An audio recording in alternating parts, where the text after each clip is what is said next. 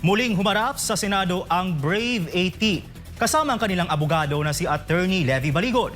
Hindi pa man nakakababa sa session hall ay sinuspindi na ng Blue Ribbon Committee ang umano'y consultative meeting ni Senator Erwin Tulfo.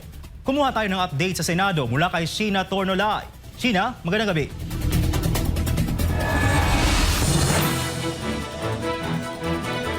Prince, magandang gabi. Tama ka nga dyan sa sinabi mo. Pero bukod pa dyan, Prince, hindi nga naging madali yung pagpasok ng Brave 18 at ni Attorney Levy Baligod dito sa Senado dahil halos isang oras silang natenga doon sa Senate lobby matapos silang pigilan ng Office of the Senate Sergeant at Arms na makapasok. Ang paliwanag ng OSAA, Prince, kailangan kasi nilang sumilalim sa Visitor Monitoring System of VMS. Ito yung online registration, Prince, dito sa Senado. Pero ang sabi naman ni Attorney Baligod, sana inabisuhan sila ng mas maaga para maging tuloy-tuloy yung kanilang pagpasok. Kaya ang nangyari, Prince, sinundo sila ni Senator Robin Padilla.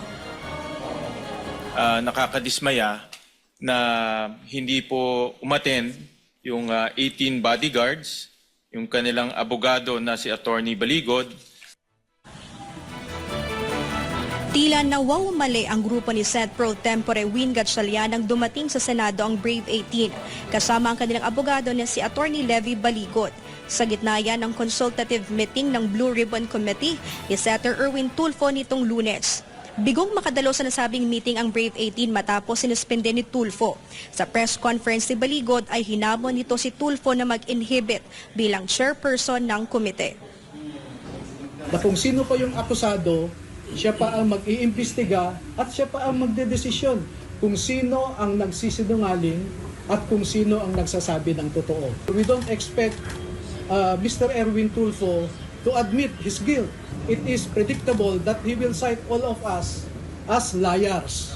He can cite us in contempt, he can punish us, and he can send us to jail.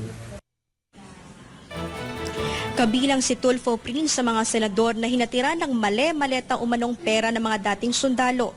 Mahirap anyang paniwalaan ang pagiging patas ng senador sa investigasyon kung siya mismo ang mamumuno rito. Observe statesmanship, not brinkmanship. Delikadesa. Tugon naman ni Tulfo sa panawagan ni Baligod. Definitely, yung sinasabi lang mag-inhibit, definitely mag-inhibit ako. Plano ko nga sana kaso mga meeting pa lang ito. Pag sa hearing proper, I will announce, I will inhibit, I will give the floor to the Vice Chair. Or magtatayo kami ng subcommittee. Tinira rin ni Baligod